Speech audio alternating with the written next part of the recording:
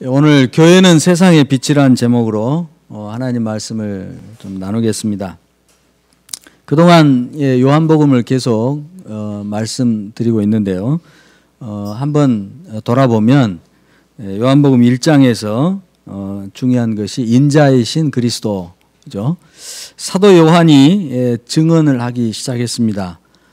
만물을 창조하시고 이 세상의 임금이 되신 로고스, 말씀이신 그 로고스, 그 로고스가 그저 비인격적으로 어떤 원리나 에너지나 힘으로서 그냥 있는 법칙으로 있는 게 아니라 이름을, 고유한 이름을 가지고 계신 그 인격적인 그 분으로서 이 세상에 사람이 되어 오셨다 하는 그것으로부터 사도 요한이 증언을 하기 시작했죠. 이어서 이제 사도 요한이 세례 요한을 이제 호출을 해서 소환을 해서 세례 요한의 증언이 있게 합니다. 세례 요한의 증언은 아주 중요하죠. 예수께서 그리스도이심을 온 세상 가운데 드러내는 가장 그 밑바탕 되는 그 핵심 증언이라고 증인이라고 할 수 있습니다. 그래서 세례 요한은 그 로고스가 그 로고스를 이스라엘에 나타내기 위해서, 등단시키기 위해서 세례를 베풀었죠. 그리고 그 세례 요한이 바로 그 로고스가 바로 예수 그리스도이심을 증언했습니다. 가장 정통성 있는 증인이죠. 그리고 초기 제자들의 고백들이 이어졌습니다. 메시아라는 고백도 나왔고, 그 선지자, 그러니까 그 선지자는 정관사 더가 붙은 거예요. 모세가 말한 그 선지자, 그리고 하나님의 아들이란 고백도 나왔고요. 이스라엘의 임금, 이런 고백도 나왔습니다. 그리고 1장 말미에서는 이제 예수님 자신이 자신에 대해서 증언을 하셨는데 인자라고 표현을 하셨죠. 인자. 다니엘 7장에 기록된 그 말씀에 기반해서 인자라고 소개했습니다. 인자가 갖고 있는 내용은 여러 가지가 있지만 가장 대표적인 것은 왕이시고, 이 온 세상을 통치하는 왕이시고, 또 종말의 심판을 가져오실 심판주가 되시는 것을 나타내는 그런 표현입니다. 그리고 2장부터 이제 바로 인자이신 그리스도를 증언해주는 여러 가지 표적과 그 표적에 따른 이야기들이 소개가 됐습니다. 첫 번째 일으키셨던 표적은 물을 포도주로 만든 거죠. 물을 포도주로 만든 것은 예수께서 하나님 나라의 새 질서를 이 세상에 가져오겠다 하는 것을 이제 보여주는 겁니다. 그리고 어떻게 그러면 새 질서를 가져올 것이냐? 십자가 죽음과 부활을 통해 참 성전을 세움으로써 새 질서를 가져오겠다. 그래서 2장에 보면 참성전 논쟁이 벌어지는 거죠. 그리고 3장, 4장은 니고데모와 사마리아 여자라는 대표적인 두 사람이 나옵니다. 니고데모는 인간의 최고봉입니다. 율법적으로, 도덕적으로, 사회, 지위 여러 가지 면에 있어서 니고데모보다 더 훌륭하고 탁월한 사람이 없어요. 그래서 가장 인간적으로 높은 경지에 이른 사람. 사마리아 여자는 인생의 밑바닥에 있는 사람이죠. 이 두 사람 모두에게 예수님은 거듭나야 함을 말씀하십니다. 니고데모에게는 거듭남에 대해서 네가 아무리 훌륭해도, 육적으로 아무리 훌륭해도 그 육은 육에 불과하다. 거듭나야만 하나님 나라에 들어가고 하나님 나라를 볼 수 있다. 새 질서를 들어가려면, 새 질서 속에 들어가려면 반드시 거듭나야 한다 하는 것을 니고데모에게 이야기해 주었고, 사마리아 여자도 마찬가지입니다. 거듭남에 대한 것은 똑같지만 사마리아 여자에게는 예배에 대해서 말씀하셨죠. 이것은 뭐냐면은 새 질서 속에 들어간 다음에 어떻게 살 것이냐 하는 문제예요. 새 질서 속에서 살아가는 삶의 가장 기본, 핵심되는 그 영과 진리로 예배해야 된다는 것을 이 사마리아 여자에게 이야기해 줬습니다. 그리고 두 번째 보여주신 표적이 고관의 아들을 죽음에서 건져내신 거죠. 그리고 38년 된 병자를 치유하신 사건입니다. 이것은 예수님께서 생명을 주고 죄 문제를 해결할 수 있는 심판주다 하는 것을 보여주는 거죠. 38년 된 병자는 죄 때문에 병들었어요. 그러니까 그 병을 치유했다는 것은 그 병자의 죄 문제를 해결했다는 거예요. 용서할 수 있는 권세가 있다는 거예요. 그래서 이 두 표적을 통해서 예수님은 생명의 주인 되심, 그리고 심판의 주인 되심을 드러내셨습니다. 그리고 나서부터 이제 예수님께서 예수 그리스도가 생명의 주님 되심을 설명해 주는 이제 메타포들, 은유들이 이제 쭉 소개됐는데 그 한 가지가 떡입니다. 떡이라는 메타포를 사용해서 예수님이 생명을 주는 분으로 소개하죠. 오병이의 기적이 바로 그것입니다. 그리고 지난번 설교에서 생수의 강, 나를 믿는 자는 그 배에서 생수의 강이 흘러나리라. 생수라는 메타포를 사용해서 바로 물이 없으면 생명체는 살 수가 없거든요. 그래서 예수님이 바로 생명을 주는 분이라는 것을 물이라는 메타포를 사용해 가지고 지난번에 소개를 해 주었고, 오늘 본문은 세 번째 메타포 빛입니다. 나는 세상의 빛이다. 여러분, 지금 바로 태양이 빛을 발하지 않는다면 지구상에 존재하는 모든 생명체는 그대로 다 죽습니다. 어떤 생명체도 살 수가 없습니다. 그러니까 빛은 생명을 존재할 수 있게 해주는 것이죠. 그래서 오늘 본문은 바로 그 빛이 되신 예수님에 대해서 우리에게 소개를 해주고 있습니다. 오늘 이제 본문으로 들어가 보면 예수님의 행보는 절기와 상관이 없습니다. 예수님, 나를 믿는 자는 성경에 기록된 대로 그 배에서 생수의 강이 흘러나리라 하는 그 선언과 함께 초막절은 끝났어요. 절기 행사가 다 끝나가지고 오늘 보니까 다 각각 집으로 돌아갔습니다. 그러나 이 절기의 시종과 상관없으신 예수님께서는 다음날 아침에 다시 성전에 들어가셔서 말씀을 가르치기 시작하셨어요. 그때 한 무더기의 사람들이 손에 돌을 들고 한 여자를 개 끌듯 끌고 예수님 앞에 나타났습니다. 이 무리의 주동자는 서기관과 바리새인들이에요. 종교 지도자들. 이 사람들이 이 무리를 주동해서 지금 예수님 앞에 여자 하나를 끌고 온 겁니다. 음행죄를 지은 여자죠. 끌고 와서 모세는 율법에 이런 여자를 돌로 치라 했는데 선생은 어떻게 생각하십니까? 이렇게 질문을 했죠. 음모를 가지고 온 겁니다. 지금 율법의 어떤 선한 그 이행을 하기 위해서가 아니라 이 종교 지도자들이 자기들의 목적을 이루기 위한 음모를 가지고 지금 온 거죠. 여러분, 아직도 투석형을 집행하는 나라들이 있어서 국제적 비난을 받고 있습니다. 얼마 전 이란은 이 투석형을 포기했다고 한 건 정확한지 모르겠는데 어떤 여자의 그 문제 때문에 그런 일이 벌어졌다고 하는데요. 아무튼 먼저 투석형이 어떤 형벌인지 우리가 좀 정확하게 좀 알 필요가 있겠습니다. 출애굽기 8장 26절을 보면 8장의 상황이 어떤 상황이냐면 모세가 애굽의 파라오에게 가가지고 이스라엘 백성이 광야로 가서 제사를 드릴 수 있게 허락해 달라고 요청하는 그런 상황입니다. 그런데 파라오가 광야까지 갈 필요가 뭐 있느냐, 여기서 그냥 드려라, 이런 상황인데 그때 모세가 이렇게 대답을 해요. 만일 애굽 사람 보는 데서 제사를 드리게 된다면 그들이 이 이집트 사람들이 우리를 돌로 칠 것입니다, 이렇게 표현을 해요. 그러니까 이 투석형은 이 말씀에서 보면 율법 이전부터 사람들이 사용했던 형벌이라는 것을 알 수 있어요. 그러니까 하나님이 제정하신 형벌이 아니라는 것입니다. 그리고 구약에 보니까 돌로 쳐 죽이라고 하나님께서 명시적으로 아주 직접적으로 명시하고 있는 부분이 사례가 경우가 한 11경우인데 하나씩 보면 제일 먼저 시내산에 강림하신 하나님께서 이제 넘어오지 말라고 하는 그 경계선을 넘어선 자는 누구든지 막론하고 돌로 쳐 죽이라, 이렇게 한번 말씀하셨어요. 그리고 자식을 몰렉에게 불태워 바친 이런 자는 돌로 쳐 죽이라. 그리고 접신한 자, 영매자들 있죠. 지금 아주 오래전에 고스트 사랑과 영혼이라는 영화가 나와서 데이트를 쳤는데 다시 지금 리바이벌 되고 있어요. 그 영매자 이야기입니다. 이런 자는 돌로 쳐 죽이라. 그리고 여호와의 이름을 저주한 자, 하나님의 이름을 대놓고 저주한 자는 돌로 쳐 죽여라. 그리고 안식일에 일한 자도 돌로 쳐 죽여라. 여호와를 버리고 다른 신을 섬기자고 꼬신 자도 돌로 쳐 죽이라. 1월 성신에게 절한 자도 돌로 쳐 죽여라. 그리고 부모에게 폐역하고 불순종한 자식도 돌로 쳐 죽여라.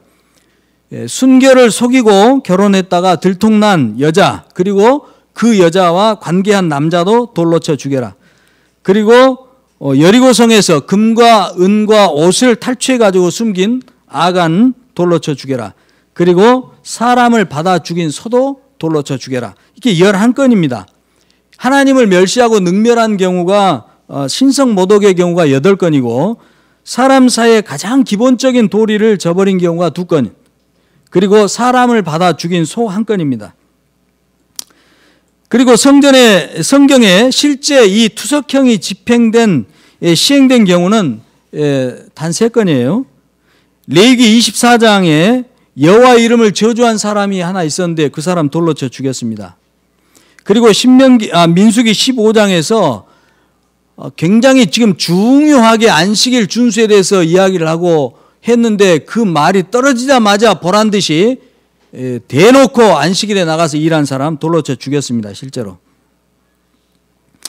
그리고 이스라엘이 가나안 정복전쟁 첫 번째 정복전쟁 장소인 그 여리고성 첫 번째 전투이기 때문에 그 첫 번째 것은 다 하나님께 바쳐버려야 되는데 거기서 이 금은과 옷을 탈취해 가지고 숨긴 아간과 그의 가족들을 다 몰살당했죠. 돌로 쳐 죽였습니다. 이렇게 3건 있어요.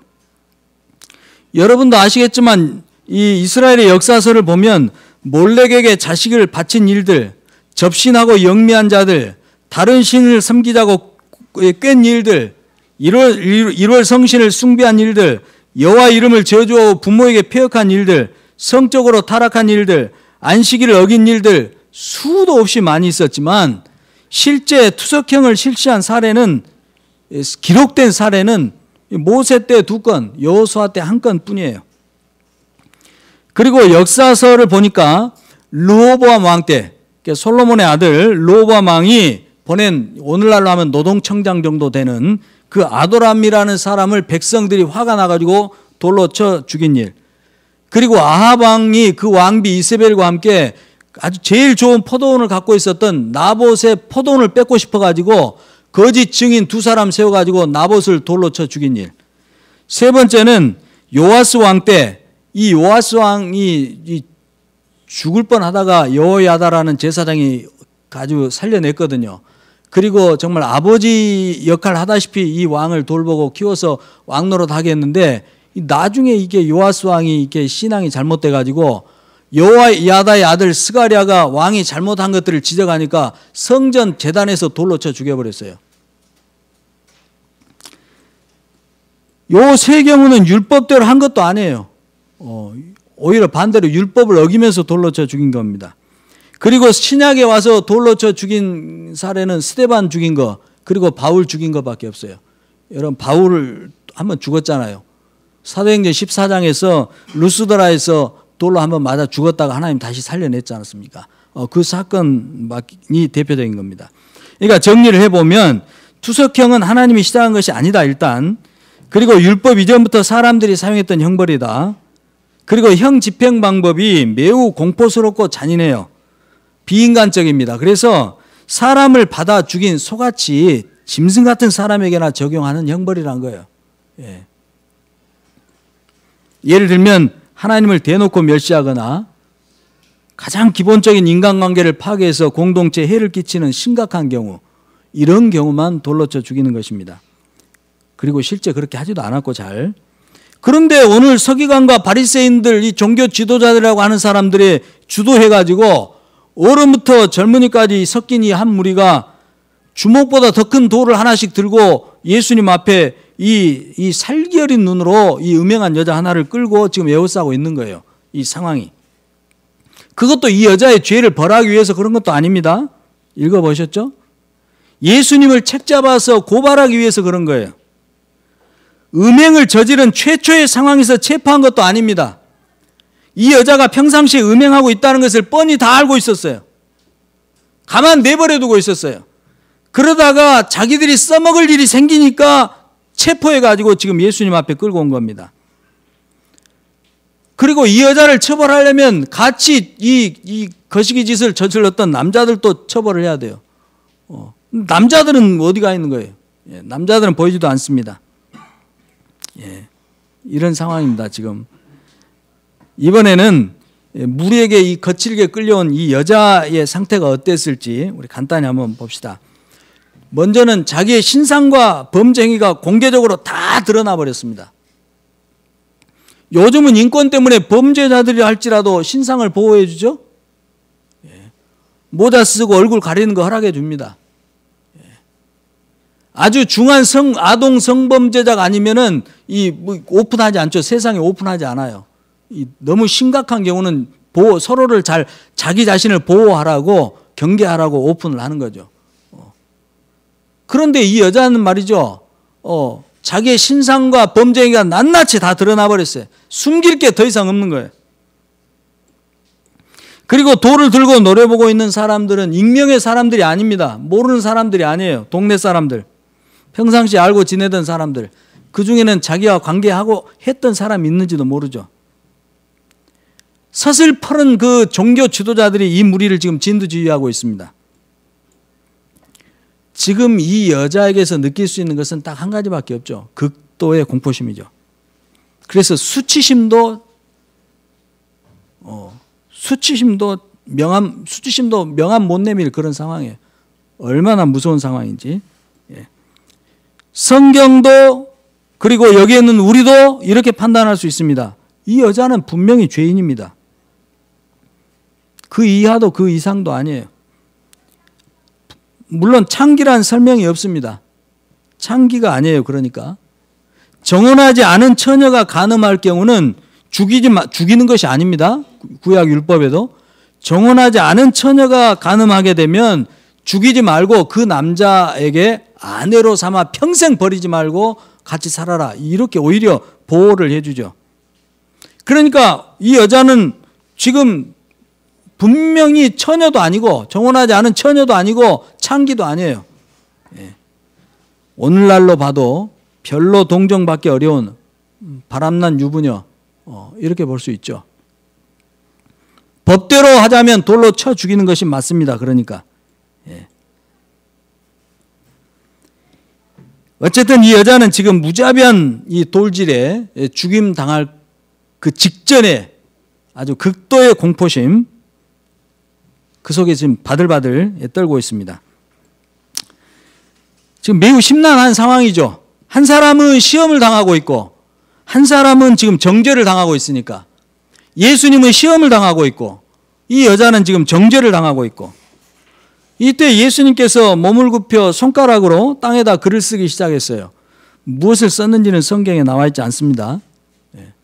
사람들이 예수님을 몰아붙입니다. 모세는 율법에서 이런 여자를 돌로 치라 명했는데 선생 당신은 뭐라 말할 것이오? 빨리 대답해 보시오 하고 이게 예수님을 몰아붙였죠.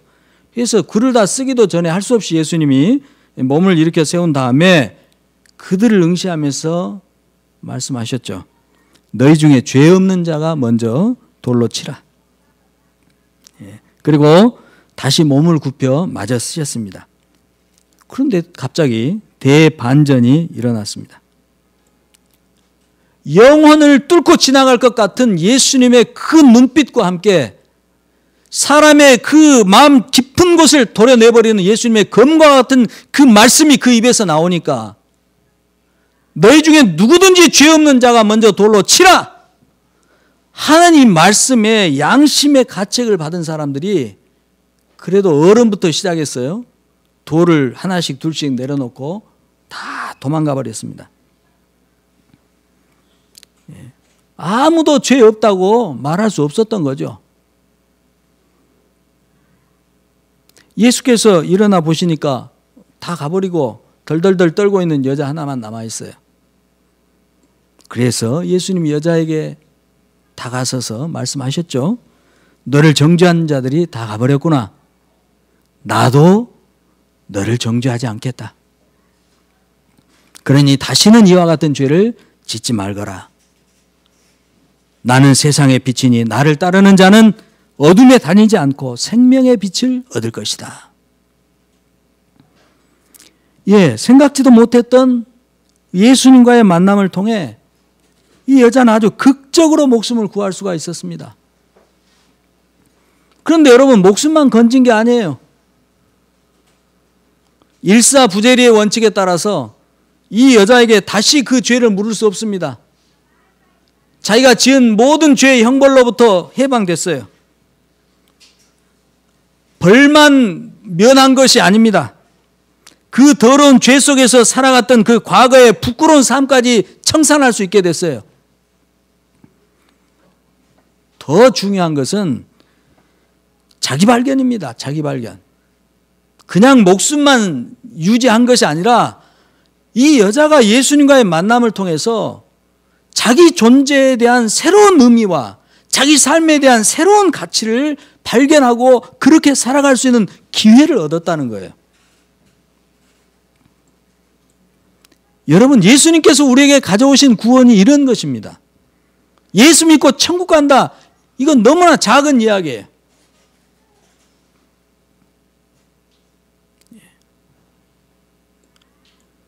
예수님이 우리에게 정말 주고 싶으신 그 구원 그대로 다 받으시고 누리시게 되기를 축복합니다. 그러니까 예수님 안에서 우리 각자에 대한 삶의 의미, 내 자신의 존재 가치 다 새롭게 발견되는 거예요. 그러니까 우리가 복음 안에 정확하게 있게 되면 여러분 기뻐 아니할 수가 없어요. 예수님 주신 구원의 이 복음을 정확하게 우리가 붙들고 있으면 기뻐 아니할 수가 없다니까요. 감사하지 아니할 수가 없습니다. 그러니까 우리가 할 수 있는 것은 항상 기뻐하라, 범사에 감사하라. 그 말씀이 왜 어렵습니까? 이 구원의 복음을 온전히 붙들지 못하니까 어려운 거예요. 그런데 예수님의 이 복음의 이 엄청난 것을 우리가 품고 있으면 항상 기뻐하고 범사에 감사할 수 있습니다. 쉬지 않고 기도할 수 있습니다. 이런 은혜가 여러분 가운데 있게 되기를 축복합니다. 예수께서 손가락으로 땅에 쓰신 글이 무엇이었을까요? 성경은 여기에 대한 답을 주고 있지 않습니다. 다만 사람들이 보는 가운데 하나님의 손가락이 나타나서 글을 썼던 사례가 구약에 한 사례가 있어요. 바벨론 제국 느부갓네살의 손자 벨사살 왕 때입니다. 벨사살 왕이 귀족 1000명을 초청해서 큰 잔치를 베풀었어요. 벨사살은 자기 할아버지 느부갓네살이 예루살렘 성전에서 빼앗아온 탈취해온 금, 은 그릇들을 가져오라고 해가지고 그 귀족들, 거기 모인 귀족들, 왕후들, 후궁들과 함께 하나님을 섬기는 데 사용했던 그 그릇들로 뭘 했습니까? 술 처마셨어요. 술 처마셔. 예. 술을 마셨다고 해도 시원찮아요. 술 처마셨어요. 예. 그리고는 여기에서 그친 게 아니라 그 하나님을 섬기는 그릇으로 술을 마시면서 금, 은, 구리, 쇠, 나무, 돌로 만든 신들을 향해 찬양했어요. 우상 숭배를 했다는 거예요. 이 기가 막힌 일이죠. 한마디로 하나님 앞에서 심히 방자하게 까분 것입니다. 그때 사람의 손가락 같은 하나님의 손가락이 나타나서 그 왕궁 촛대 맞은편 그 석회벽에 갑자기 글을 쓰고 있는 거예요. 왕이 벨사살이 이 모습을 목격한 순간 낯빛이 변하고 넓적다리가 녹는 것 같이 힘이 빠져버리고 얼마나 무서웠는지 왕의 두 무릎이 부딪히는 소리가 들렸다고 합니다. 그래서 도대체 이게 무슨 뜻이냐? 해독하려고 사람들을 찾았는데 누가 해독할 수 있어요? 다니엘밖에 없죠. 그래서 다니엘을 불러온 겁니다. 다니엘이 와서 그 글을 읽고 해석을 해줬죠. 하나님의 손가락이 쓴 글을 다니엘이 읽고 해석해 줬습니다. 뭡니까? 메네 메네 데겔 우바르신. 예. 메네는 하나님이 이미 왕의 나라의 시대를 세워서 그것을 끝나게 하셨다 이런 뜻이고, 데겔은 왕을 저울에 달아보니까 부족했다 이런 뜻이고, 베레스는 우바르신의 그 명사 베레스는 왕의 나라가 나뉘어서 메디아와 페르시아 사람에게 준바가 되었다 이렇게 해석을 해줬어요. 그리고 그날 밤 벨사살 왕은 급사를 당합니다. 죽임을 당하고 정말로 바벨론 제국은 두 나라 쪼개져 버리죠. 그러니까 예수님 앞에 이 여자를 끌고 왔던 서기관과 바리새인들은 하나님의 말씀을 잘 알고 있는 사람들이라 이 이야기를 알고 있는 사람들이에요. 그렇게 연상이 되었을 가능성이 있다는 이야기입니다. 제 말씀은 예수님께서 꼭 그때 메네메네 데겔 우바르신을 썼다는 게 아니고, 하나님의 심판의 저울에 달렸을 때 부족하지 않을 사람이 누가 있습니까? 누구든지 돌을 던진 사람은 자기가 죄 없는 의인이라고 공개적으로 과시하는 거예요. 누구든지 자기가 죄 없다 한다면 그것은 하나님을 거짓말장애로 만드는 것입니다. 그러니까 돌을 던질 수가 없는 거죠. 예수님이 가져오신 은혜가 절대절명의 순간에서 대반전을 가져왔습니다. 죄가 낱낱이 드러난 여자는 용서받고 해방되는 감격을 누렸어요. 그런데 더러운 죄를 지은 이 여자를 처벌하겠다고 달려든 사람들은 오히려 죄인으로 판명되어서 도망치고 말았습니다. 지금도 마찬가지입니다, 여러분. 우리가 하나님 앞에 우리 자신을 내어놓는 죄들은 다 용서되지만 오히려 우리가 하나님 앞에 감추고 있는 죄악들은 오히려 정죄를 당하는 거예요. 그러니까 우리 자신을 하나님의 빛 가운데 그대로 내놓으면 우리는 자유함을 얻습니다. 그러나 우리가 하나님 앞에서 우리 자신을 숨기기 시작하면 우리는 이 서기관과 바리새인들과 같은 이 사탄의 세력들로부터 정죄를 받아서 괴로운 삶을 살게 되는 것이에요. 하나님이 하시는 정죄는 한 가지뿐입니다.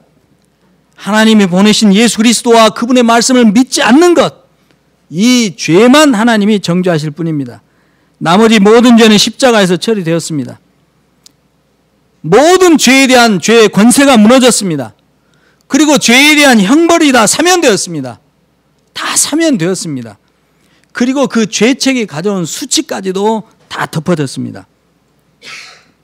만일 우리가 우리 죄를 자백하면 그는 미쁘시고 의로우사 우리 죄를 사하시며 우리를 모든 불의에서 깨끗하게 하실 것이요 만일 우리가 범죄하지 아니하였다 하면 하나님을 거짓말하는 자 이를 만드는 것이니 또한 그의 말씀이 우리 속에 있지 아니하리라. 나의 자녀들아 내가 이것을 너희에게 쓰면 너희로 죄를 범하지 않게 하려 함이라. 그러나 만일 누가 죄를 범하여도 아버지 앞에서 우리에게 변호사가 있으니 곧 의로우신 예수 그리스도시라. 그는 우리 죄를 위한 화목제물이니 우리를 위할 뿐 아니요 온 세상의 죄를 위하심이라. 성도 여러분, 죄인은 하나님 앞에 설 수 있지만 의인은 하나님 앞에 설 수 없습니다. 우리가 의인이라면 예수님이 더 이상 필요하지 않습니다. 여러분, 그러므로 죄 때문에 하나님 앞에 서지 못하는 그런 누를 범하시지 않게 되기를 바랍니다. 어떤 처지, 어떤 형편 가운데 있든지, 우리가 어떤 처지, 어떤 형편 가운데 있든지 세상의 빛이 되시는 그 예수 그리스도 안에서 거듭난 피조물의 그 정체성을 가지고 우리 자신을 들여다볼 수 있게 되기를 축복합니다. 그것이 우리의 현 주소예요. 오늘 등장한 음행한 여자는 바로 우리를 가리킵니다. 우리예요. 율법을 들먹거리면서 죽이려 든 사람들은 사탄과 그의 추종자들입니다. 사탄의 세력들이에요. 많은 분들이 이 사람들을 율법으로 이렇게 해석하는데 그게 아니에요. 이 사람들은 사탄의 세력들입니다. 사탄이 율법을 이용해서 죄인들을 죽이려고 달려든 거죠.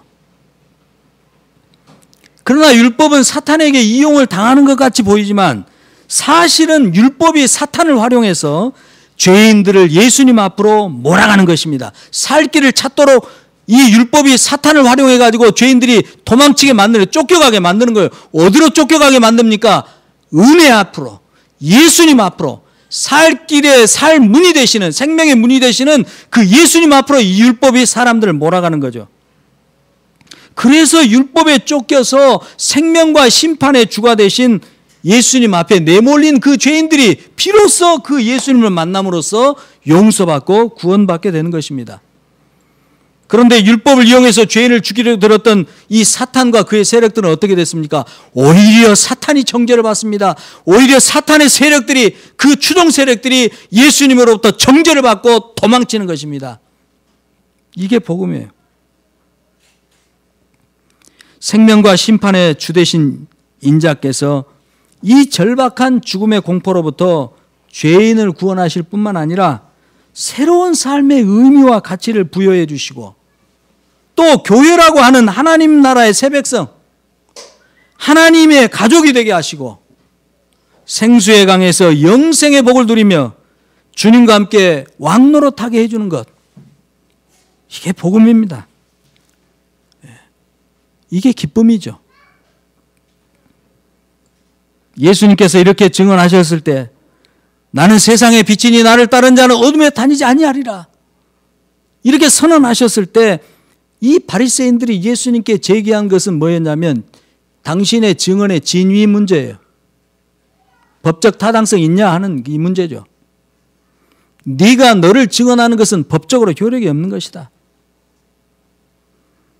이때 예수님 이렇게 대답하셨죠. 내가 나를 위해 증언해도 내 증언은 참되다. 왜냐하면 나는 내가 어디서 와서 어디로 가는지 모든 것을 다 알고 있는 존재다. 여러분, 이렇게 말할 수 있다는 것은 아주 대담한 것입니다. 모든 것을 나는 다 알고 있기 때문에 내가 나를 위해 증언한다 할지라도 그건 참된 것이다. 이렇게 말할 수 있는 사람은 셋 중 하나입니다. 하나는 과대망상증 환자, 아니면은 아주 최고로 능란하고 대담한 거짓의 원조, 아니면 진짜죠. 우리는 예수 그리스도의 증언을 진짜로 믿는 사람들입니다. 그래서 지금 여기에 있습니다. 예수 그리스도의 모든 증언을 우리가 진짜로 믿는다면 진짜를 믿는 것다운 삶이 우리 삶에서 나타나야 할 것입니다. 그렇게 되어지도록 우리 자신을 바르게 세워가야 합니다. 할렐루야.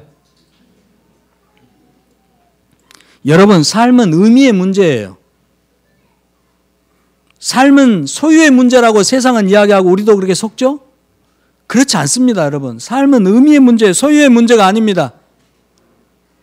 인간만이 유일하게 의미를 추구하는 존재예요.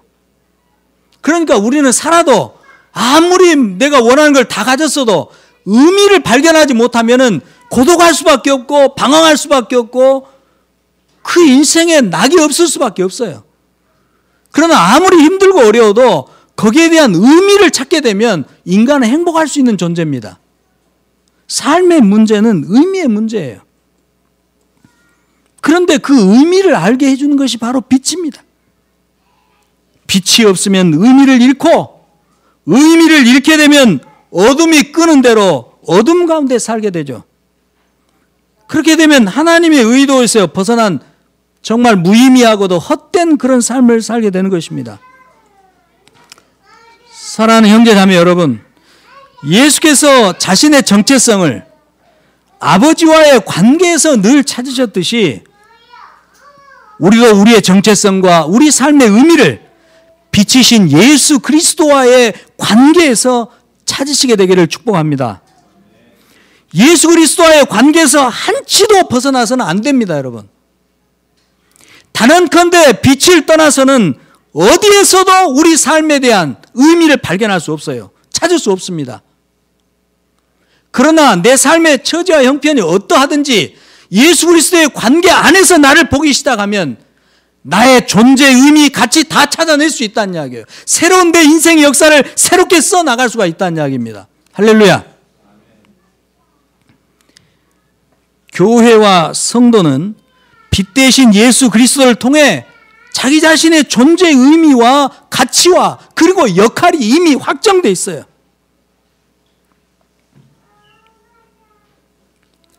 뿐만 아니고 교회와 성도는 자기 발견뿐만이 아니고 세상의 의미를 밝혀주는 빛이 되어야 합니다. 그래서 예수님께서 말씀하세요. 너는 세상의 빛이라. 여기서 너는 한 개개인을 말씀하시는 게 아니에요. 교회를 두고 말씀하시는 겁니다. 교회는 세상의 빛이라. 예수님께서 오늘 본문에서 나는 세상의 빛이라. 교회야, 너도 세상의 빛이다.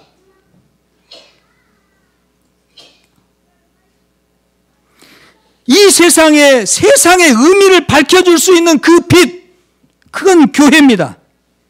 교회가 그 빛을 세상 가운데 비춰줘야 합니다. 이사야 60장에서도 이사야가 예언하는데 일어나 빛을 발하라. 이는 내 빛이 이르렀고 여호와의 영광이 내 위에 임하였습니다. 이사야가 말한 너도 그리스도와 교회입니다. 그리스도만을 말하고 있지 않아요. 이사야가 교회를 미리 보고 예언하고 있는 것입니다. 교회는 세상이 그 의미를 찾을 수 있도록 빛을 비춰줘야 하는 것이 바로 교회의 사명입니다. 그래서 교회를 세워가야 되는 것이에요. 교회를 세우는 것이 교회의 핵심 사역이 되어야 합니다. 개인 구원에서 멈추면 절대 안 됩니다. 한국교회가 오로지 전도 중심, 개인 구원의 전도 중심으로 해왔기 때문에 더 이상 전도가 되지 않는 거예요. 이제 교회가 만약 다시 교회 세우기에 전력하기 시작하면 전도가 회복될 것입니다. 오해할 것 같아서 조금 더 말씀드리면, 제가 말씀드린 교회 세우기는 기존의 전통교회들이 자기들의 틀로 지교회 개척하고 하는 그런 걸 말씀하는 게 아니에요. 지금 교회 원형을 추구하는 뉴버전 교회들을 세워 보내는 것입니다. 하나님의 경륜을 따라 세워진 바로 그 교회, 세상 가운데 지금 세워져서 이미 그 역할을 다 해버리고 유효기간이 끝난 그런 교회 말고, 정말 예수 그리스도의 몸이 되는, 예수 그리스도의 신부가 되는, 하나님의 경륜 속에 마지막 점을 찍고 있는 그 교회, 그 교회를 세워 나가는 것이 교회의 핵심 사역이 되어야 돼요. 그렇게 되어야 세상이 삶의 의미를 발견하고 그 빛 가운데 나오는 사람들이 다시 빛으로 모여들기 시작할 거예요. 전도를 바로 잡아야 합니다. 선교를 바로 잡아야 합니다.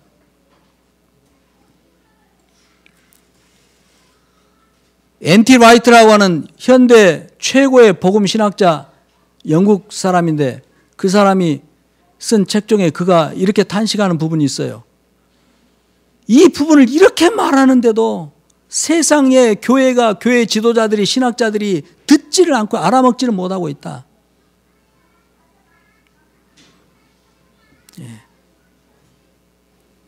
교회 안에서나 교회 밖에서나 진리의 말씀에 귀를 기울이는 사람들은 항상 소수입니다. 소수예요. 성경의 역사를 봐도 하나님 말씀에 귀를 기울이고 따르는 사람들은 항상 소수.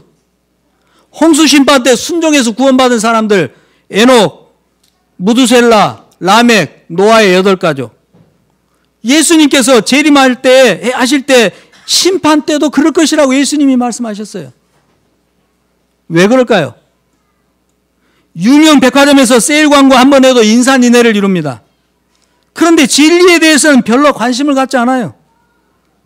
메시아를 간절히 기다렸던 이스라엘 역시 그랬습니다. 유대인 가운데서 예수 그리스도의 말씀을 믿고 성령이 임하실 때까지 남아있었던 사람들 120명에 불과합니다. 학자들에 의하면 당시 예루살렘 인구가 10만이었다고 그래요. 그러니까 예루살렘 인구만 놓고 비교를 해봐도 120명이면 0.12%밖에 안 되는 거예요. 유대인 전체로 하면 이보다 더 적어요. 하나님의 아들이 직접 가르치며 사역을 펼쳤는데도, 예수님께서 직접 사역을 일으키시고 예수님께서 직접 천국의 복음의 그 자체가 되신 그분이 하셨는데도 불구하고 매우 극소수의 사람들만 복음을 받아들였습니다. 성령과 함께 교회를 세워가는 제자들의 증언에 대해서도 소수의 무리들만이 믿고 하나님을 받아들였죠. 진리에 귀를 기울이는 사람들이 이토록 소수라는 건 매우 아이러니한 겁니다. 그리고 안타까운 현실입니다. 그런데 놀라운 것은 유대인들의 눈과 귀를 멀게 하신 분, 듣지 못하게 하신 분이 또 하나님이시라는 거예요. 바울은 이 말씀을 하면서 복음을 듣지 못하도록 이스라엘을 우둔하게 한 것이 하나님의 비밀, 하나님의 신비였다고 감탄하면서 이 하나님의 지혜와 지식에 깊이여 하면서 감탄하고 있어요. 이게 도대체 어떻게 된 겁니까? 왜 소수의 사람들만 진리를 듣게 하는 것이 하나님의 신비스러운 경륜일까요?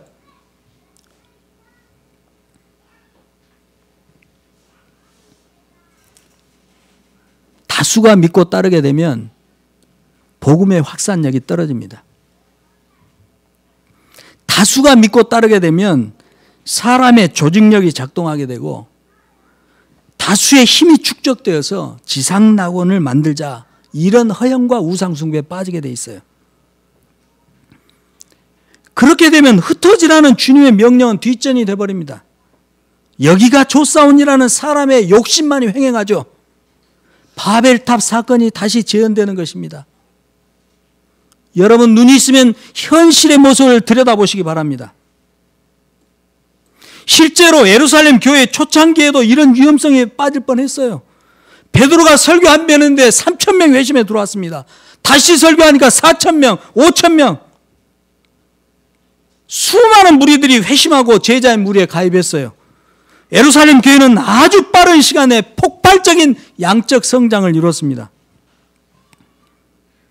만약 성령께서 스데반과 야고보의 순교를 성령님이 일으키시지 않았다면 예루살렘 교회는 썩어버렸을 것입니다. 예루살렘과 온 유대와 사마리아 땅끝까지 이르러 내 증인이 되리라 하신 그 부활하신 예수의 말씀이 시퍼렇게 살아있고, 또 그 어느 누구보다도 성령의 충만함을 입은 사도들이 지금 사역하고 있는데, 그럼에도 불구하고 그 위험성을 감지하지 못하고 있었다는 그 현실, 그 사실에 우리는 주의해야 돼요. 경계해야 돼요.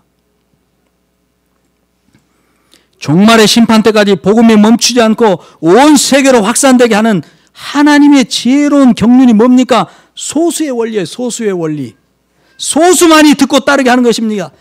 따르게 하는 것입니다. 그러니까 소수만 들으니까 답답해서 또 가고 하는 거예요. 전파하기 위해서. 이 중요한 진리를 안 들으니까 들을 사람 찾아 또 떠나는 겁니다. 소수의 원리, 바로 복음이 한 자리에 머물지 않고 세상 끝까지 계속해서 확산되게 하는 비법이죠. 그래서 교회다움은 소형 다교회를 추구합니다. 교회다움 크게 늘리는 것 꿈에도 생각하지 않습니다. 세상을 섬길, 세상이 자기 의미를 발견할 수 있도록 해줄 그 빛을 바라는 교회, 그 교회 원형, 21세기에 적합한 뉴버전 교회, 그 교회 원형을 추구하는 뉴버전 교회를 세워가지고 세상 가운데 퍼뜨리는 거예요. 그래서 교회다움은 지금 노드 개척을 합니다. 노드는 한마디로 교회예요, 교회. 교회다움 포럼을 오픈했습니다. 기도를 간절히 하고 있지만 가슴 아픔도 동시에 있어요. 그러면서도 이 소수의 원리가 작동하고 있기 때문에 또 어쩔 수 없다는 생각도 있습니다. 마음 같아서는 정말 지금 방황하고 있는 목사님들, 목회 막혀가지고 헤매고 있는 목사님들 얼마나 많아요. 와서 좀 듣고 배워라, 좀 겸손하게. 어떤 곳은 10만, 20만, 30만 하는 컨퍼런스 몇 박 며칠로 쫓아가고 합숙하고 그러면서 이 외치면은, 이 선지자에게 외치면은 왜 귀를 닫고 있는가? 답답하죠. 또 겨우 왔다가도 절반이 또 빠져나갔어요. 더 답답합니다. 그런데 또 어쩔 수 없어요. 소수의 원리이기 때문에. 또 교회담은 봄, 가을로 하차사를 하죠. 하나님께서 찾는 사람들을 찾습니다. 이번 달 마지막 주간에 하차사를 할 텐데 이 비전에 함께 할 수 있는 사람들을 찾는 거예요. 교회를 크게 성장시키기 위해서가 아니라 지금까지 말씀드린 세상에 빛을 주는 그런 교회를 세워 보내려고. 교회다움 우리 형제 자매 여러분, 교회다움 포럼을 위해서 기도해 주시고 이번 달 마지막 주간에서 하차사에 나몰라라 하지 마시고, 여러분 주변에서 그동안 정말 바른 교회를 찾고 싶어가지고 여기저기 기웃거리던 사람이 있다든가 또 여러분 가장 소중하고 중요한 그런 사람들이 있다면 전도해서 데리고 오십시오가 아니라 하차사에 와서 교회다움이라는 교회가 어떤 교회인지 한번 설명 듣게 하십시오. 헌신하십시오. 하차사에서는 다른 이야기 하지 않습니다. 교회다움이 어떤 교회가 되고자 하는가 그것만 나눌 거예요. 꼬셔가지고 교회다움 성도 되게 만들려고 하는 거 아닙니다. 이를 위해서 기도해 주시고 협력이란 말도 안 맞죠. 같이 뛰어주시기를 바랍니다. 할렐루야. 우리가 세상의 빛입니다. 같이 기도합시다. 하나님, 하나님의 복음 앞에 정말 너무 감격스럽고 정말 몸둘 바를 모르겠고 그저 우리가 주님께 드릴 수 있는 말은 주님 저희 마음 아시죠?